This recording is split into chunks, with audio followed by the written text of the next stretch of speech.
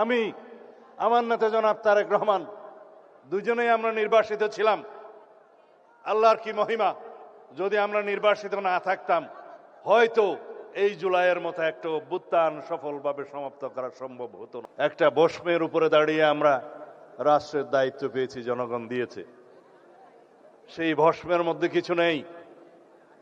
সারা বাংলাদেশের অর্থনীতি ফোকলা অবস্থা, ব্যাংকিং খাত লুটপাট হয়ে গিয়েছে, 30 লক্ষ কোটি টাকা পাচার হয়ে গিয়েছে।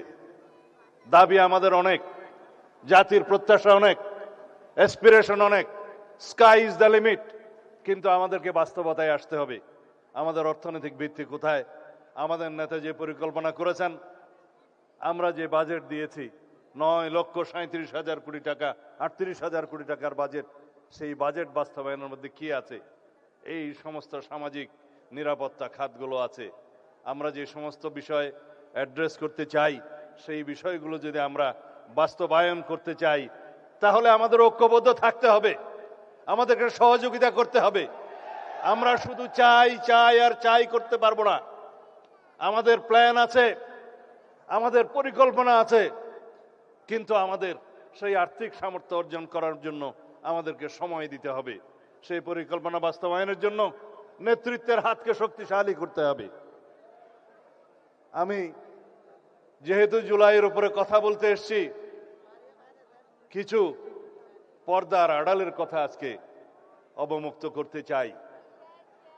আমি আমার নেতা জনাব তারেক রহমান দুজনেই আমরা নির্বাসিত ছিলাম।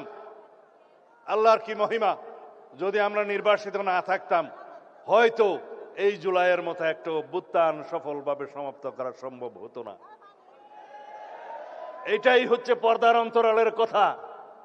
কোনোদিন আমরা ঘুমাইনি।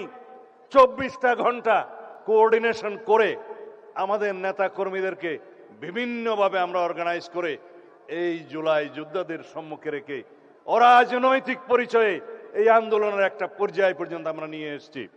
3 তারিখ 4 তারিখে আমরা যখন নৈতিক সমর্থন প্রদান করি, তারপরের থেকে বিশ্ববিদ্যালয়ের শিক্ষকদের একটা আন্দোলন ছিল, সেখানে সমর্থন দিয়ে তারপরের থেকে যেদিন আমরা 16ই জুলাই পর্যন্ত পৌঁছালাম, সেদিন আমার নেতা বলেছেন, দফা 1 দাবি 1, স্বৈরাচারের পদত্যাগ, অন্য কোনোভাবে এই সমস্যার সমাধান হবে না।